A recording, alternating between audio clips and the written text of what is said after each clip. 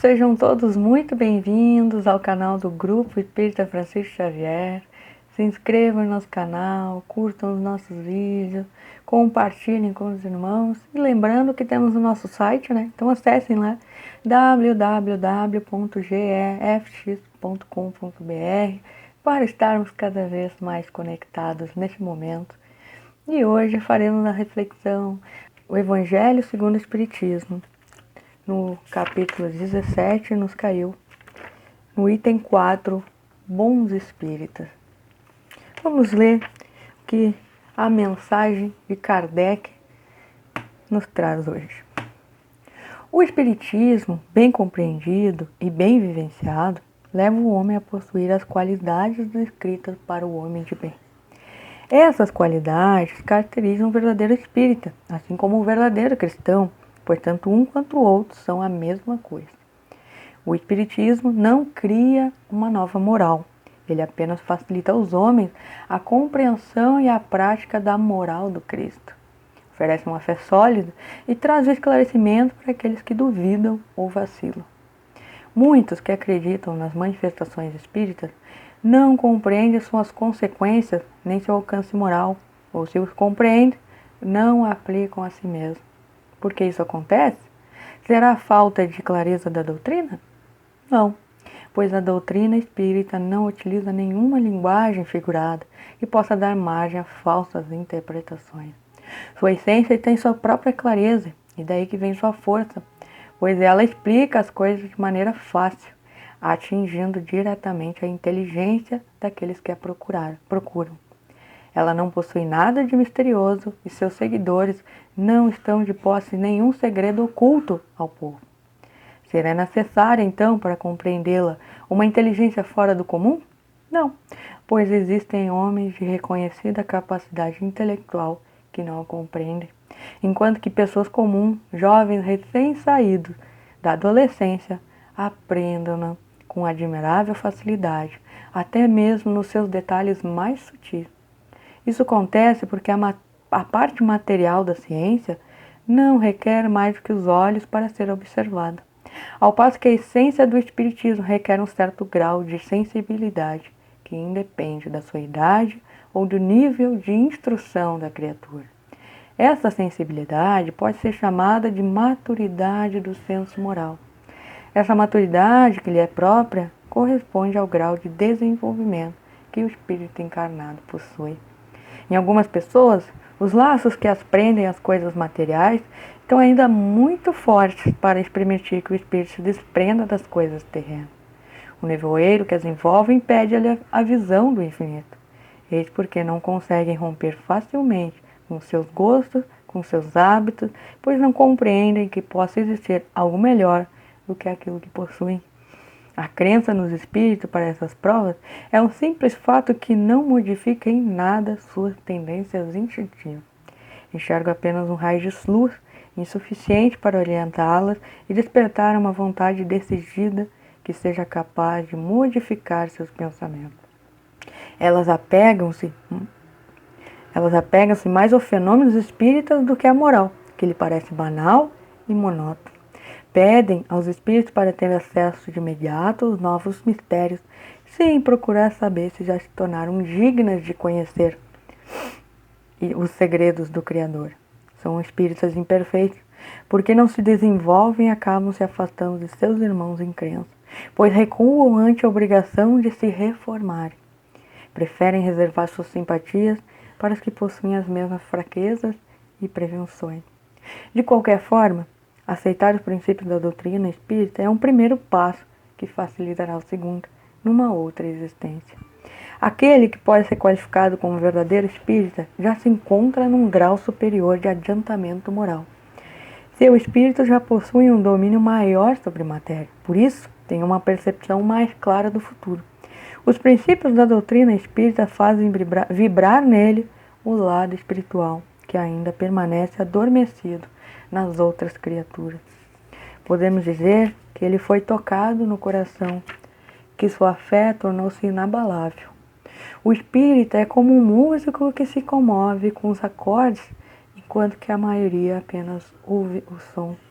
O verdadeiro espírita é reconhecido por sua transformação moral e pelos esforços que faz para dominar suas má tendências. Enquanto o homem comum se satisfaz com seu horizonte limitado, o espírita compreende a existência de alguma coisa melhor e procura libertar-se para atingi-la. Ele sempre conseguirá, se tiver uma vontade firme e determinada. Irmãos, linda mensagem de Kardec para a nossa reflexão de hoje. E é muito importante que antes de compreendermos esta mensagem de Kardec, de sermos bons espíritas, não é por acaso que ele nos traz no tópico anterior, no item 3, no capítulo 17, o homem de bem. A partir do momento que compreendermos o que é ser um homem de bem, naturalmente conseguiremos ser bons espíritos. Mas isso é uma construção diária, irmão. Por quê? Porque existe uma profundidade nos seus ensinamentos. Como diz aqui no início, o espiritismo bem compreendido, mas sobretudo bem sentido, é o que nos levará para o caminho do bem, o que nos levará para o caminho que o Mestre quer que sigamos. Mas esse caminho tem que ser percorrido, irmãos, pelo nosso coração. Lembremos-nos, o coração tem caminho que a própria razão desconhece. E é por isso que Kardec vem nos trazer nessa belíssima lição dos bons espíritas, que antes de tudo, irmão, não é o conhecimento na sua quantidade, né, que nos levará efetivamente a Deus, a compreensão dos ensinamentos do Mestre. Não, apenas isso não. Mas acima de tudo, aquilo que sentirmos. Por isso, esta oposição entre compreender e sentir. Porque compreender, todos nós compreendemos.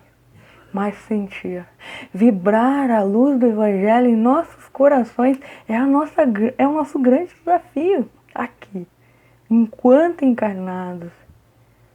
Por isso, as bem-aventuranças trazidas nos capítulos anteriores a esse, bem-aventurados os misericordiosos, bem-aventurados os aflitos, bem-aventurados os puros de coração.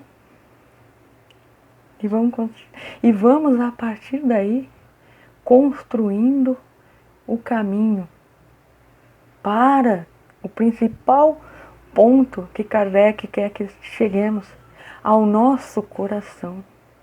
Para compreender o Espiritismo, irmão, é necessário passarmos pelo caminho do coração primeiro, sempre. Senão, não conseguiremos entender a essência, porque o Cristo foi o mestre do coração. Se assim não fosse, os seus discípulos, os seus apóstolos seriam escolhidos apenas aqueles que tivessem maiores instruções, conhecimentos, mas ao contrário disso não. Escolheu os pescadores, comerciantes, aqueles que eram considerados os miseráveis. Esses eram os discípulos do Mestre. E aí? O que estamos aprendendo com a lição evangélica? É justamente isso.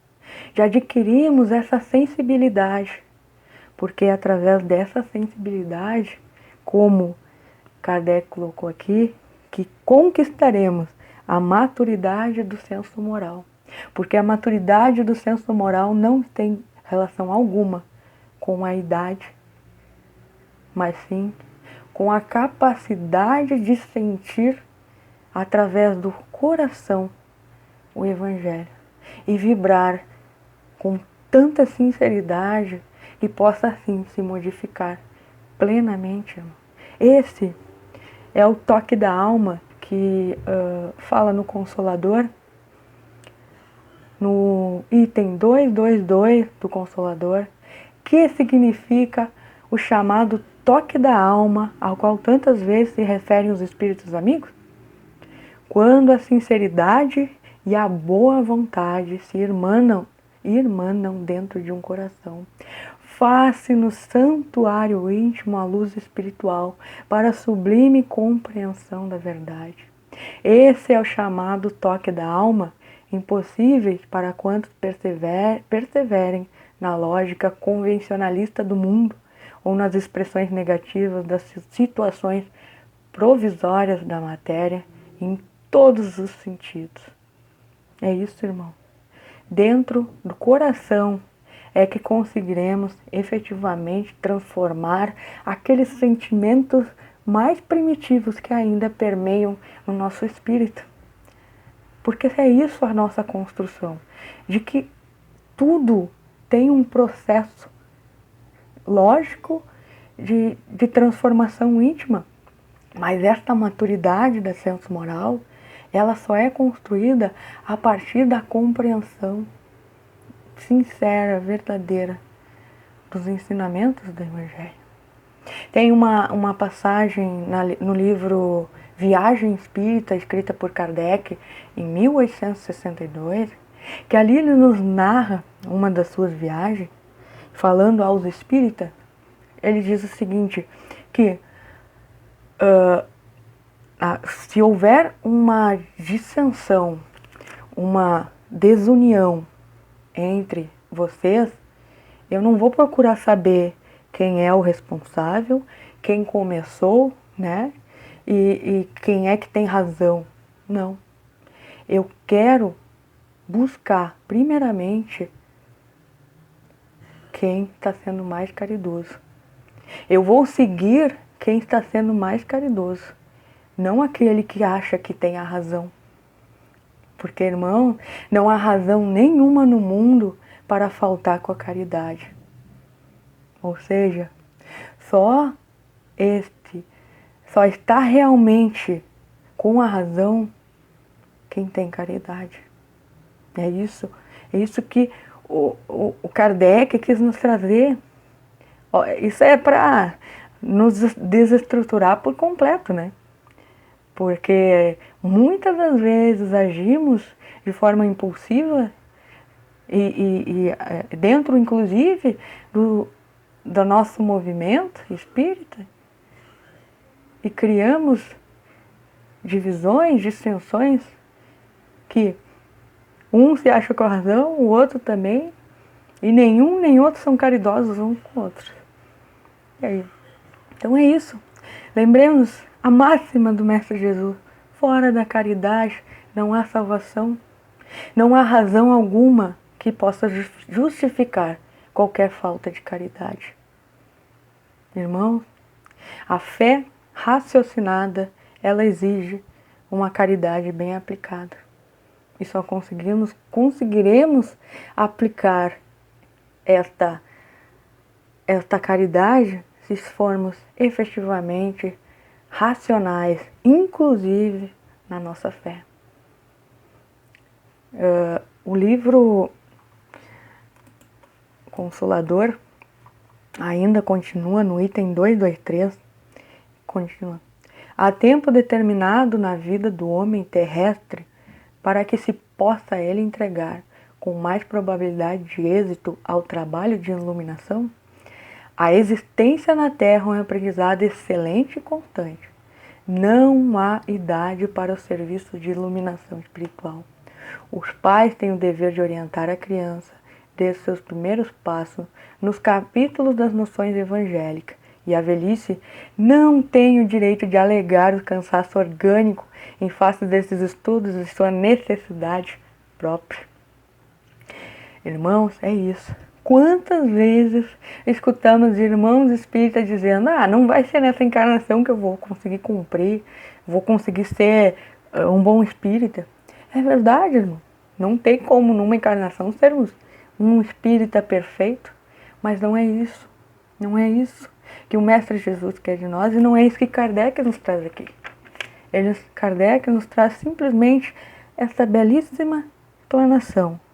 O verdadeiro espírita é reconhecido por sua transformação moral e pelos esforços que faz para domar suas más inclinações. Eu vou usar uma analogia aqui que achei muito pertinente. Por quase 15 anos eu fui atleta de judô, e eu tive um golpe que a gente aprende inúmeros golpes, né, no judô e tal, e tinha um golpe que eu tinha muita dificuldade de aplicar, era muito difícil para mim fazer aquilo ali. E aí eu decidi, não, eu vou me tornar melhor, vou fazer isso excelente porque eu preciso melhorar. E aí eu fui, dia após dia, acordava pensando naquilo, dormia pensando naquilo. Insistentemente eu não desisti de corrigir um vício que eu tinha, um vício de execução no golpe. Eu não desisti até conseguir e até chegar à excelência. Cheguei à excelência e hoje eu consigo aplicar esse golpe com tranquilidade e ensino, inclusive. Olha só, irmãos. Só que aquilo ali eu desejei de coração, eu persisti com fé, com perseverança, com confiança que eu ia conseguir. E é isso, irmão, trazendo para a nossa construção moral aqui, espírita, irmãos, se nós não persistirmos, se nós não insistirmos, se nós simplesmente nos acomodarmos em cima dos nossos vícios, achando que eles vão simplesmente evaporar dali, nós não conseguiremos transformar aquilo que precisamos transformar para nos tornarmos bons espíritas. Porque ser bom espírita é viver de coração os ensinamentos evangélicos. Não é somente reproduzir o que o mestre falou. E quando aprendemos a trazer esses aprendizados da vida, como estou trazendo para vocês, é que compreendemos que todos nós temos nossas dificuldades, todos nós temos os nossos desafios íntimos, mas nada é impossível de ser resolvido, irmão. Tudo tem como conseguirmos modificar. Basta uma coisa: a nossa vontade sincera, a nossa vontade mais forte, mais íntima, que move montanhas. Vinde a mim, os pequeninos. Que mestre quis dizer isso? Mestre estava nos dizendo: vós, meus irmãos, tão deficitários, mas que têm muito potencial, livrem-se das suas amarras, livrem-se das suas cascas, sejam como uma criança inocente, pura, de coração, receptiva aos ensinamentos que seus pais lhe dão, moldando seus caráteres, né? É isso. O Pai quer que sejamos que nem uma criança receptiva a essa transformação e buscarmos esta renovação íntima nos nossos mais profundos sentimentos. Lembremos, irmão, como disse, temos total potência de mudar as nossas vicissitudes, mas temos que ter perseverança no caminho do bem. Porque o momento de transição, ele exige, acima de tudo, discernimento. E também coração em nossa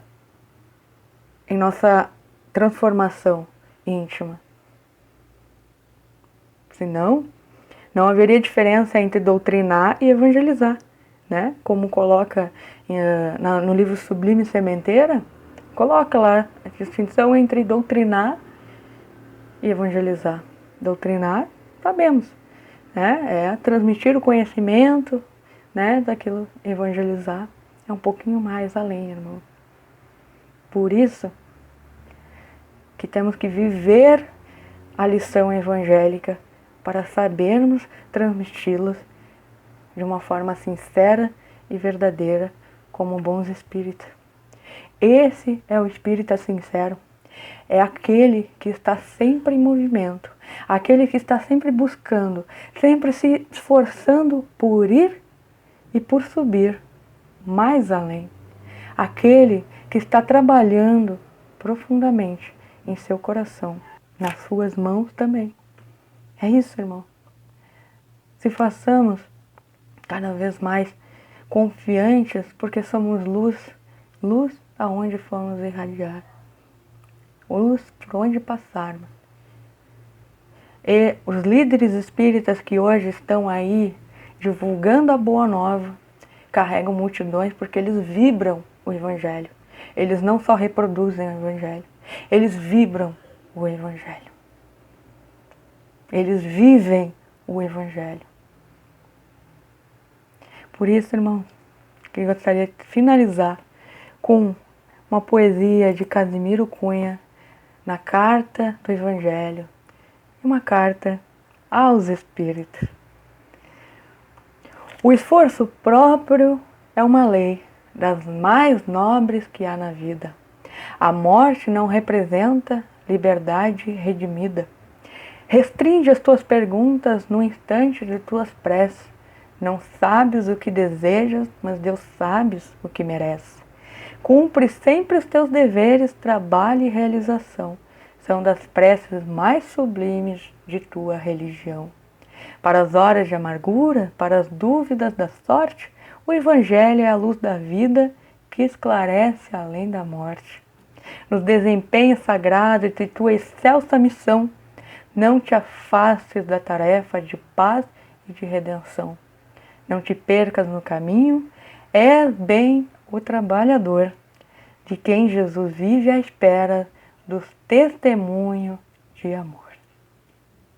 Irmãos, muito obrigado pela presença de todos e lembremos, reflitamos sobre os esforços sinceros que realmente queremos fazer pela construção do homem de bem nesse novo planeta de regeneração e principalmente dos bons espíritas e sinceros para a construção do porvir. Fiquem com Deus. Até a próxima.